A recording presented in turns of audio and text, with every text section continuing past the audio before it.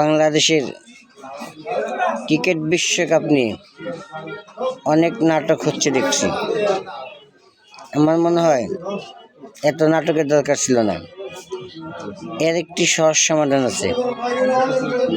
আইসিসিতে অনেক জ্ঞানীগুণী লোকজন আছে, তারা কেন এটা করতে পারছে না বা বুঝতেছে না, এটা আমার বোধগম্য নয়। আমার মনে হয় বাংলাদেশ যে গ্রুপে আছে, এই গ্রুপ থেকে বাংলাদেশ থেকে শ্রীলঙ্কা, অস্ট্রেলিয়া, ওই গ্রুপের একটি টিমকে বাংলাদেশের গ্রুপের সাথে রিপ্লেসমেন্ট করলেই আমার মনে হয় সহজ সমাধান হয়ে যাবে। অর্থাৎ শ্রীলঙ্কা, অস্ট্রেলিয়া, ওই গ্রুপে শ্রীলঙ্কা বা অস্ট্রেলিয়া থেকে যে কোনো একটি টিমকে বাংলাদেশের জায়গায় রিপ্লেসমেন্ট করলেই এটা হয়ে যাবে।